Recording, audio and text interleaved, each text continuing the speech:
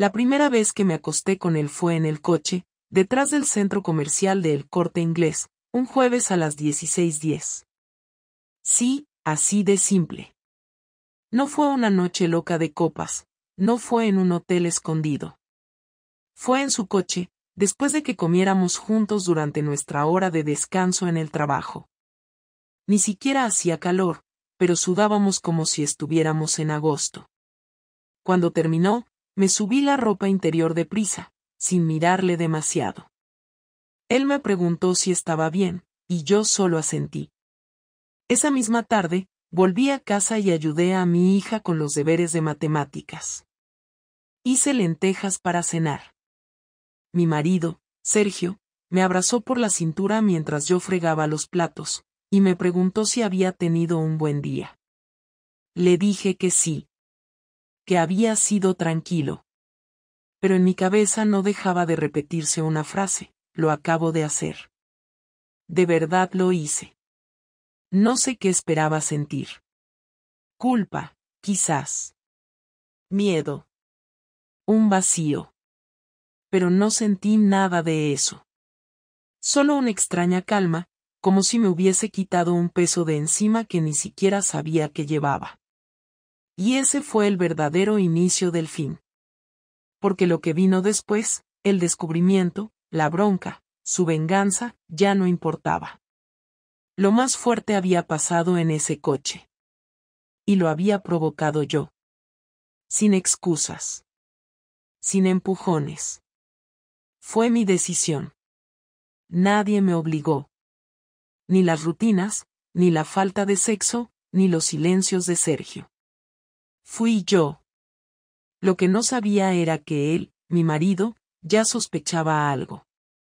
Y que no solo estaba dispuesto a averiguar la verdad, sino que se estaba preparando para arrastrarme al infierno con él. Todo parecía estar bajo control. Pensaba que podía manejarlo, que era algo puntual, que nadie se enteraría, que yo seguiría siendo la misma y que Sergio jamás lo sabría. Durante los días siguientes a aquel encuentro en el coche, intenté actuar normal, más bien como una versión más dedicada de mí misma. Cocinaba más variado, le preguntaba por su día con más interés, incluso le propuse ver una serie juntos, algo que ya habíamos dejado de hacer meses atrás. Él notó el cambio, claro que lo notó, y durante una cena incluso me dijo que le gustaba verme con mejor ánimo. Yo sonreí como si aquello no fuese una puñalada.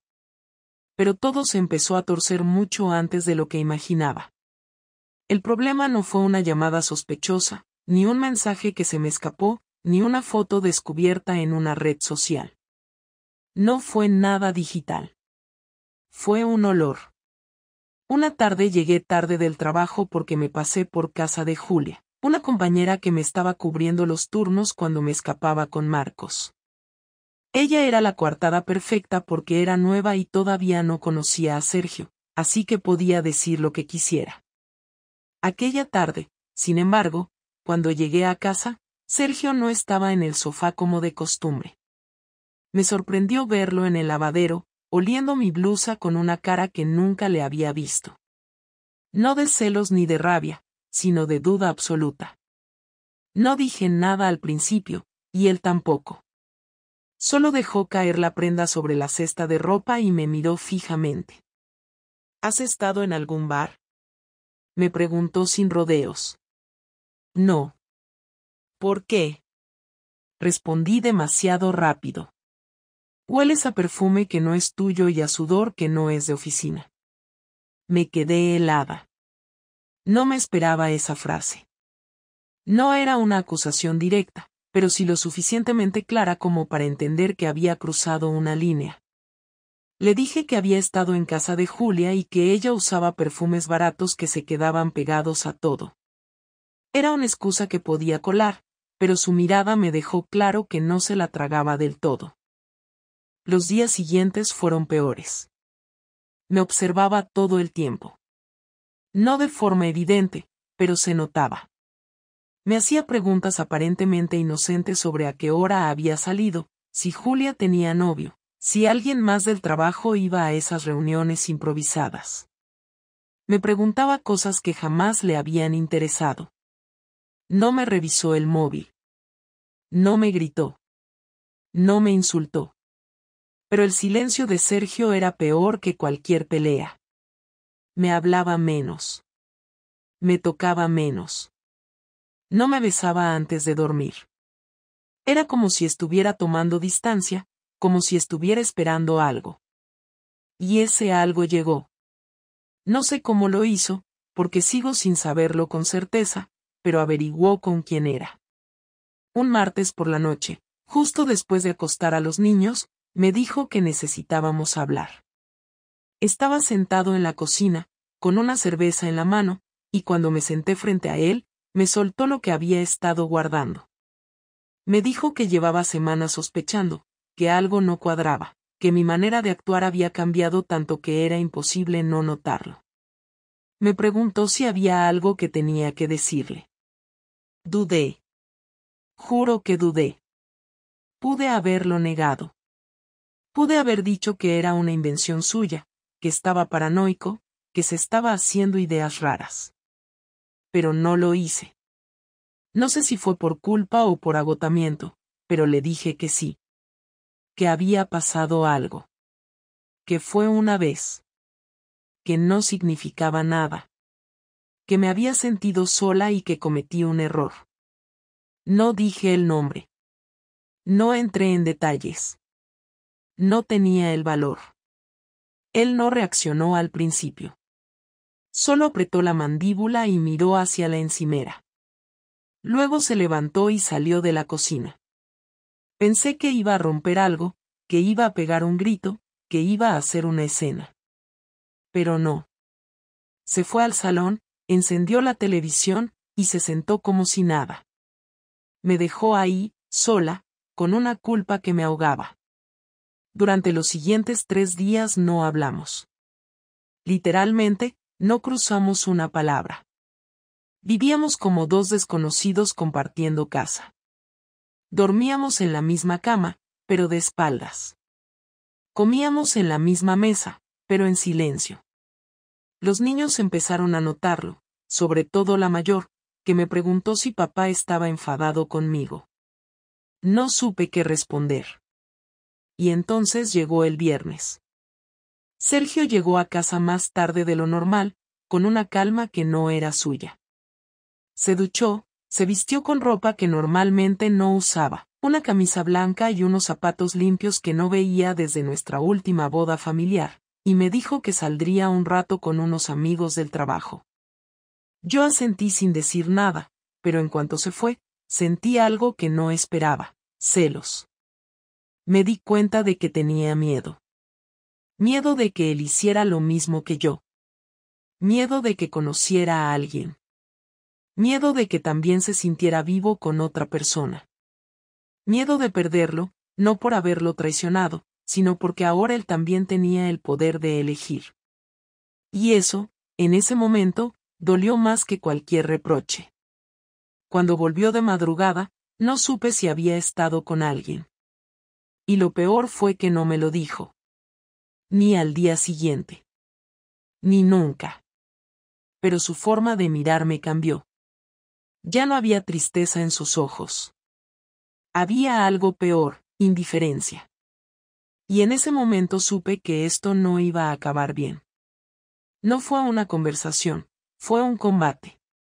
Uno sin gritos al principio, sin platos rotos ni portazos, pero con una tensión tan espesa que parecía que las paredes temblaban. Sergio me miró desde el pasillo como si llevara ensayando esa escena durante días.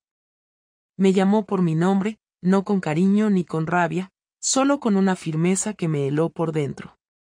Me pidió que me sentara en el sofá, que no lo interrumpiera, que tenía cosas que decir y necesitaba hacerlo todo de una vez, sin pausas.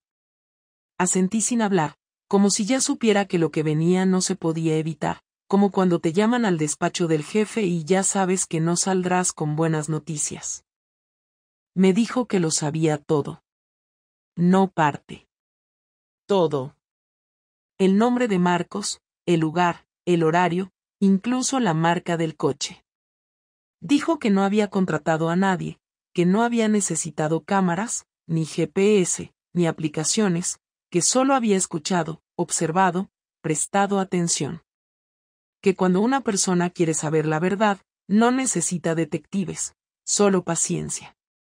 Me dijo que había ido a la oficina donde yo trabajaba y había visto cómo Marcos me esperaba en su coche a las 15:55, fumando, con esa cara de imbécil satisfecho que Sergio describió con desprecio.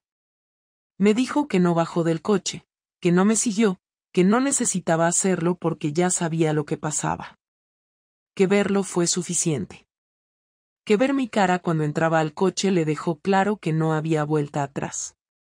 No supe qué decir. Abrí la boca, pero nada salió. Y entonces me pidió que hablara, que por fin dijera la verdad completa. No a medias. No una versión reducida para protegerme. Que si de verdad quería tener una mínima posibilidad de no destruirlo todo, tenía que ser honesta como nunca lo había sido antes. Y entonces hablé. Y no me reconocí en mis propias palabras. Le conté cuándo empezó, cómo fue la primera vez, dónde nos veíamos, cuánto duraba. Le conté que no era amor, que ni siquiera me gustaba Marcos como persona, que era solo una forma de sentir algo. Le dije que me sentía invisible en casa, que los silencios entre nosotros eran más largos que las conversaciones, que la rutina me estaba consumiendo. Le dije que lo nuestro se había apagado, que ya no me sentía mujer, que solo era madre, compañera de piso, asistente, cocinera, pero no esposa. No dije que era culpa suya, porque no lo era. Era culpa de los dos. Y también mía por no decir nada, por buscar afuera lo que debía haber peleado dentro. Sergio me escuchó todo el tiempo sin interrumpir. No se movía. No bajaba la mirada. No lloraba. No me insultó.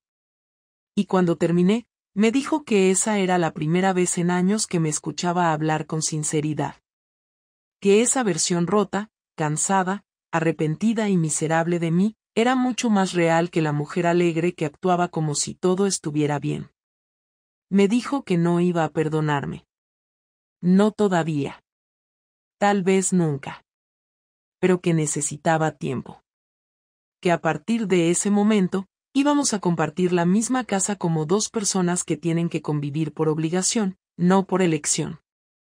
Que por los niños no haríamos teatro, pero que en cuanto ellos se durmieran, cada uno haría su vida dentro de los límites del respeto. Y luego vino la parte más difícil. Me preguntó si seguía viéndome con él. Le dije que no. Que después de aquel día en el coche, no había vuelto a pasar nada. Que me había dado cuenta de que no era lo que necesitaba. Me pidió que le enseñara los mensajes. Le enseñé el móvil, vacío, sin rastros. Me preguntó si los había borrado. Dije que sí. Preguntó por qué. Le dije que por vergüenza. Me respondió que no me creía. Que no confiaba en nada de lo que saliera de mi boca desde hacía semanas. Que todo lo que dijera sería dudoso hasta que demostrara lo contrario con hechos, no con palabras. Esa noche dormimos en la misma cama, pero a medio metro de distancia. Él se acostó con el pijama de invierno, algo que solo usaba cuando estaba enfermo o cuando estaba enfadado. Yo no pude dormir. Miraba el techo, repasaba cada palabra, cada frase, cada silencio. Sabía que había cruzado un punto sin retorno. Que aunque él dijera que necesitaba tiempo, ya no era el mismo Sergio. Algo se había roto, algo que no se pegaba con disculpas ni buenas intenciones.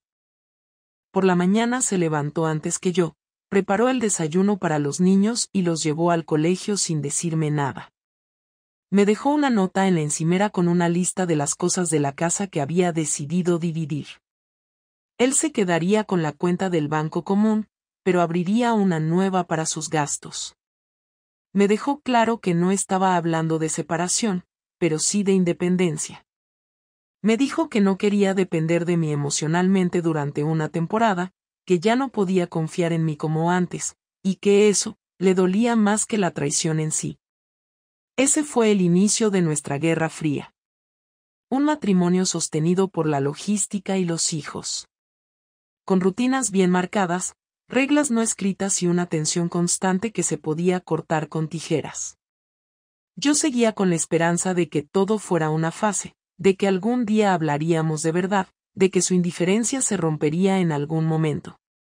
Pero en el fondo, sabía que su silencio no era confusión. Era castigo. Y lo peor era que lo estaba ejecutando con una calma que me aterrorizaba. No me enteré de su plan hasta que ya era demasiado tarde.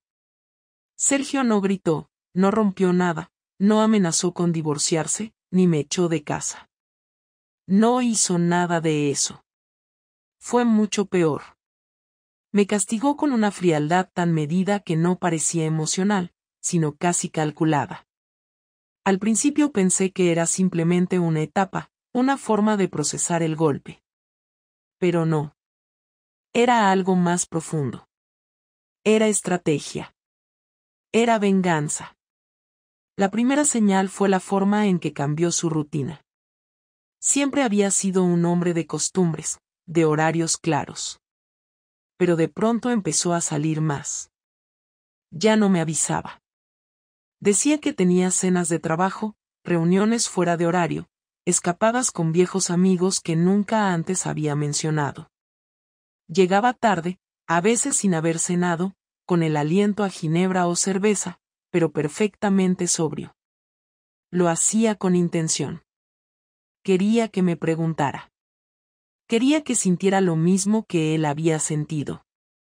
Pero yo no le daba el gusto. Me mordía la lengua, sonreía, me hacía la indiferente, aunque por dentro me estuviera quemando. Después vino el segundo golpe. Cambió todas sus contraseñas, el móvil, el correo, el ordenador. No porque tuviera algo que esconder, sino porque sabía que eso me inquietaba. Yo jamás había tenido que pedirle acceso a nada, y ahora, aunque intentara mirar de reojo cuando lo usaba, era imposible. El patrón de su móvil era otro. La contraseña del portátil también. Incluso la del Wi-Fi.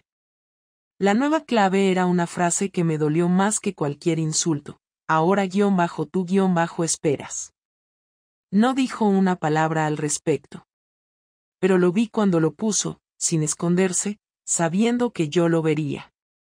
El tercer movimiento fue más directo. Una mañana, mientras preparaba café, me preguntó con absoluta calma si tenía planes para el viernes por la noche. Le dije que no, que pensaba quedarme en casa. Me respondió que él sí tenía. Que había quedado con alguien. No dijo quién, ni dio más detalles. Solo eso. Que saldría. Que no volvería temprano. Que no lo esperara despierta. Me limité a asentir, pero mi estómago se revolvió. Quise preguntarle con quién. Quise saber si era una mujer. Pero no lo hice. Porque él tampoco lo había hecho conmigo. Estábamos en empate. Ese viernes llegó puntual del trabajo, se duchó, se afeitó con cuidado, eligió una camisa que le había regalado yo y que jamás usaba, se puso colonia, una que hacía meses no tocaba, y salió sin mirar atrás. Pasó la noche fuera. No lo vi hasta la mañana siguiente. Entró como si nada, con una bolsa de pan y churros para los niños, que ya estaban despiertos viendo dibujos. Me saludó con un buenos días tan normal que parecía que no había pasado nada. Pero pasó. Algo había cambiado definitivamente en su forma de estar conmigo. Ya no era distancia. Era desprecio disfrazado de cortesía. Una semana después, ocurrió algo que me dejó helada. Un sobre blanco encima de mi mesa del comedor, sin remitente, sin notas. Dentro, una copia de nuestra cuenta bancaria conjunta, detallando todos los movimientos de los últimos 15 días. Lo abrió a propósito para que lo viera. Era un resumen frío, pero claro. Había transferido la mitad del dinero a una cuenta nueva a su nombre. Había sacado efectivo, había pagado cenas, hoteles, y hasta una suscripción nueva a un gimnasio privado al que jamás antes había ido. No hacía falta que me explicara nada. Su mensaje era claro, podía hacer lo que quisiera, sin mí, con mi conocimiento, pero sin mi permiso. La venganza final llegó 2 semanas después, cuando el colegio de nuestra hija menor organizó una jornada familiar. Siempre íbamos juntos. Pero esa vez, me dijo que no podría ir. Que había algo importante. No me lo explicó. Así que fui sola. Al llegar, vi a Sergio en el patio, hablando con una mujer que claramente no era madre del colegio. Alta, morena, arreglada, y con una actitud que dejaba claro que estaba allí con él. No se tocaron, no hicieron nada explícito. Pero no hacía falta.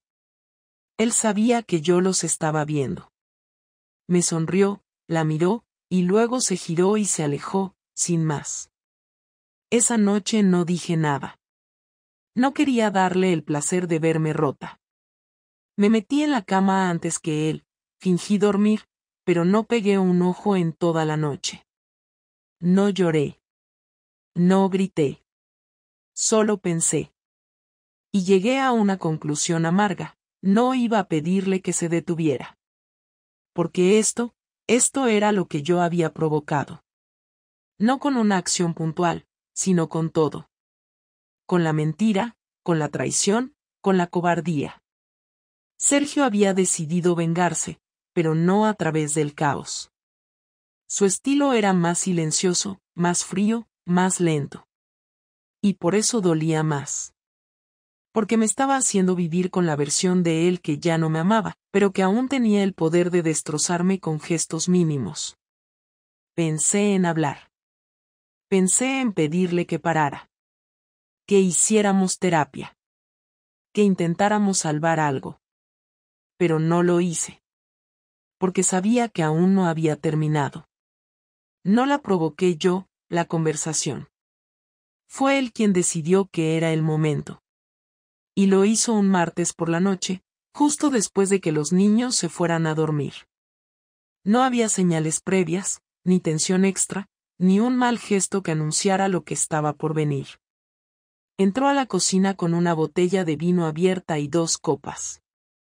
Se sentó frente a mí en la mesa y me las ofreció como si fuéramos una pareja que simplemente iba a charlar. Acepté, no por ganas, sino porque su gesto tenía ese aire de cierre que uno reconoce sin necesidad de explicaciones. Serví el vino, le di un trago largo y esperé. Él también bebió, pero no me miró al principio. Solo respiró hondo y dijo mi nombre como si necesitara aferrarse a algo para no perder el control. Me preguntó si sabía en qué punto estábamos. Le respondí que sí. Que sabía perfectamente que estábamos al borde de algo que no tenía nombre. Ni matrimonio, ni divorcio. Ni amor, ni odio. Que no sabía cómo llamarlo, pero que lo sentía todos los días. Entonces me miró directo a los ojos y me dijo que ya no podía seguir así. Que había probado muchas cosas en estas semanas, que intentó asimilarlo, buscar una forma de sanar, pero que no lo había conseguido. Me dijo que había estado actuando por impulso, que se había dejado llevar por la rabia y la humillación, que cada gesto que yo interpretaba como castigo no era más que desesperación. Que no sabía si quería vengarse o simplemente demostrarme que también podía romper algo por dentro, como yo había hecho con él. No le respondí nada en ese momento. Me limité a escucharlo, porque no había excusas que sirvieran, y cualquier intento de justificarse ya sonaba patético incluso en mi cabeza.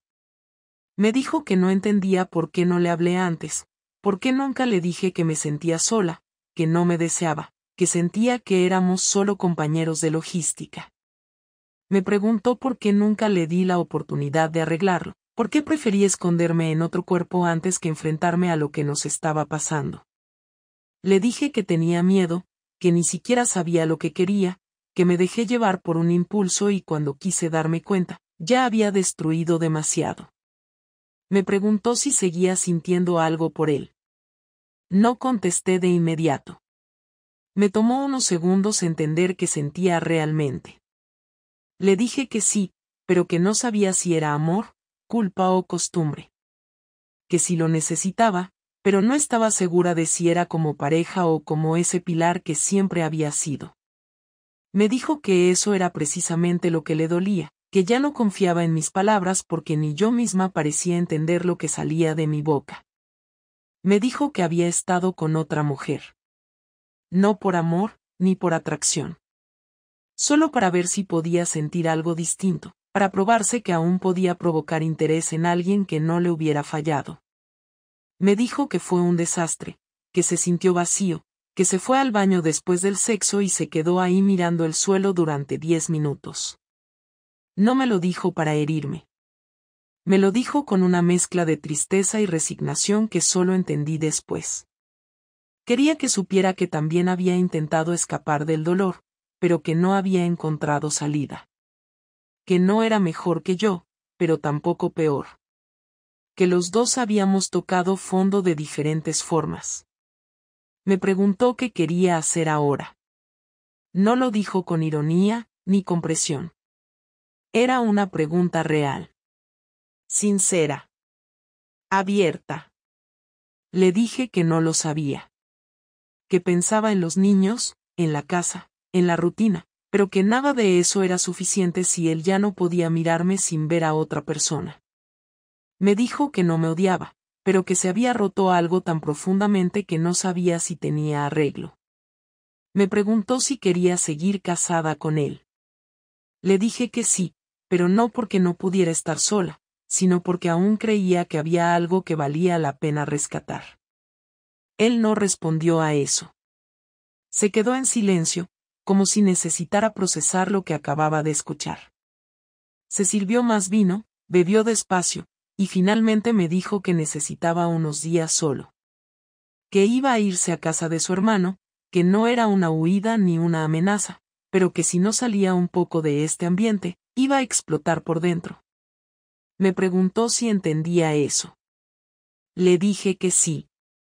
Que hiciera lo que necesitara. Me abrazó. No fue un abrazo de reconciliación.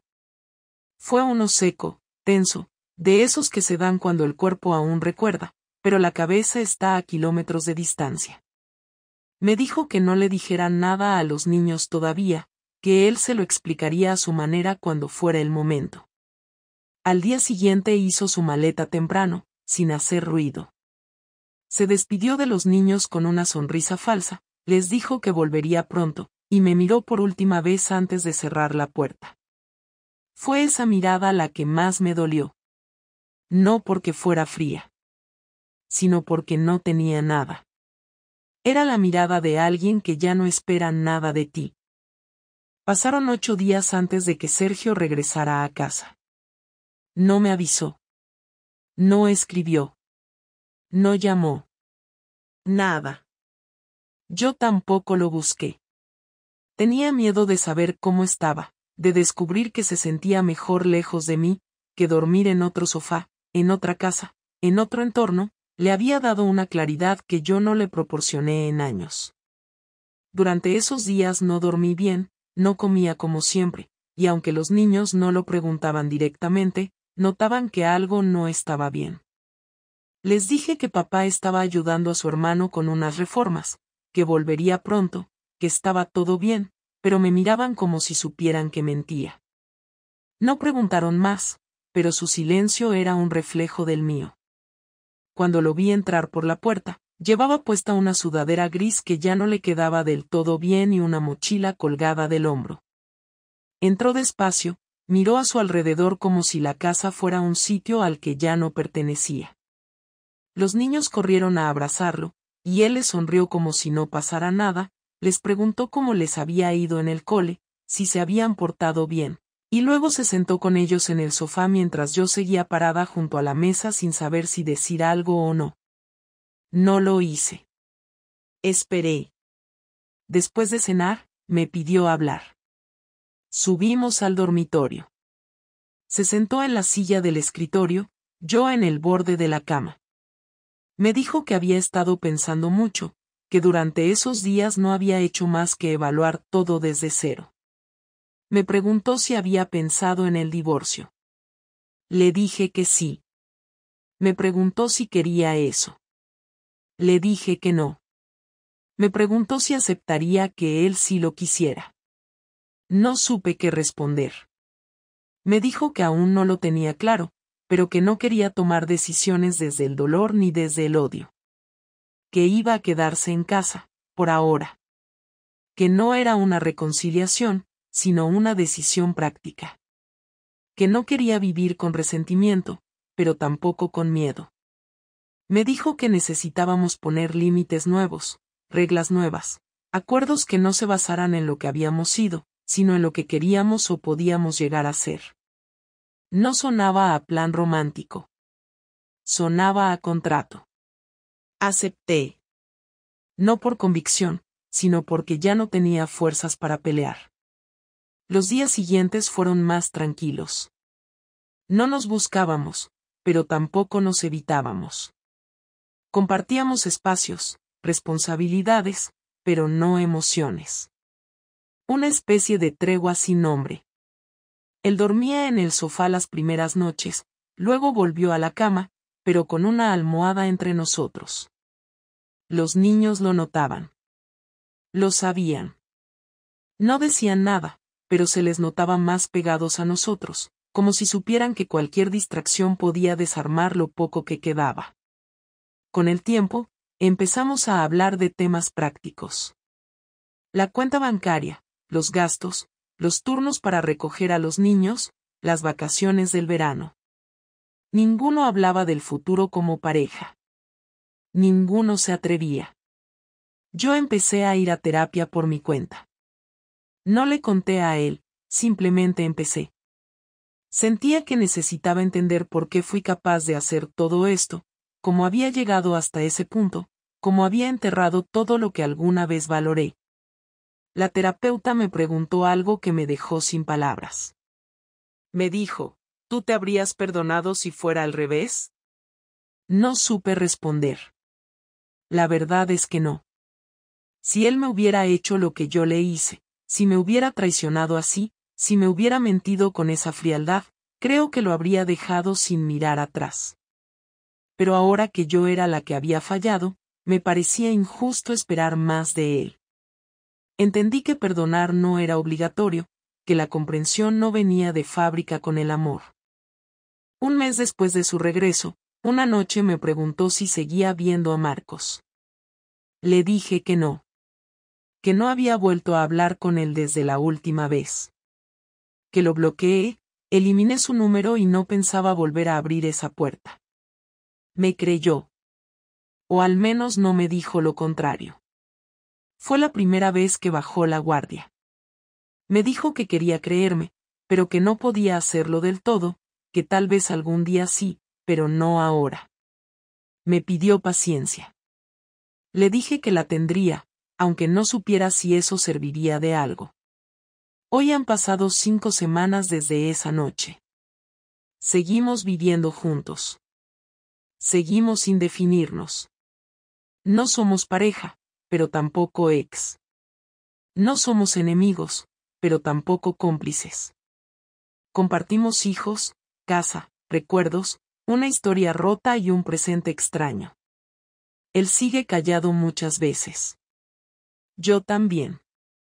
Pero hay momentos, pequeños, en los que volvemos a coincidir. Una risa espontánea por algo que dicen los niños, una cena tranquila en silencio, una mirada que ya no está cargada de rabia.